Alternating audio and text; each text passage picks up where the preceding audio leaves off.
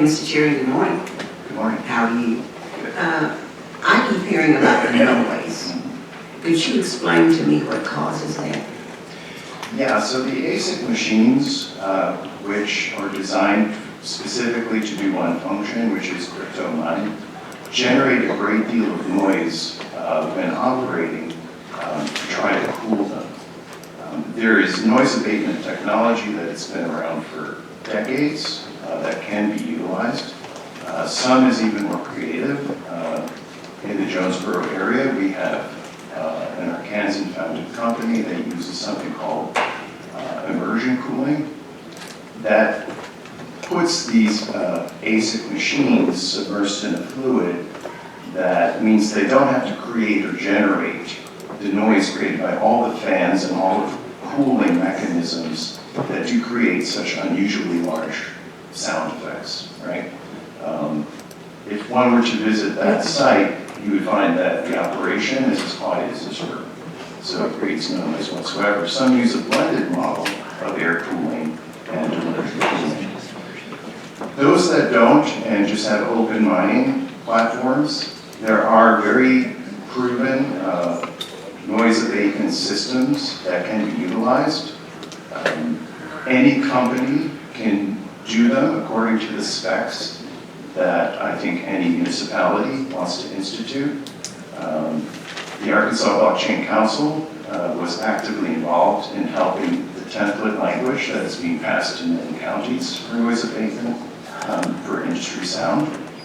Any company that doesn't comply with that or ignores those kind of noise abatement issues is simply a bad actor and one that would not be qualified to become a member of the Blockchain Association. Well, is the reluctance the price of the abatement? Yes, I mean the price I think is negligible, and anyone who doesn't invest in it, again, is a sign of a company that is, I think, a bad actor. Well, what is considered negligible? Well, I think that you could do efficient, it depends specifically on location. You know, how far are you from rural settings and from residential settings? At the border, it should not be higher than 60 decibels of the property of the industrial site. That's in the language that a lot of municipalities have been considering. We support that very strongly. The cost would cut into a fraction of their profits. Again, it couldn't be specific with the exact number because it would depend on the megawattage used. But there's no reason a company can't meet those requirements. And certainly if they're instituted into law, they have to meet those requirements. And what precludes fraud in this system?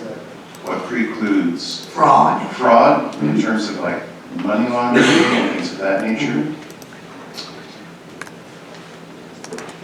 So the U.S. government has actually been very good regarding creative ways to track cryptocurrency. In fact, 1% of Bitcoin is owned by the U.S. government from seizures.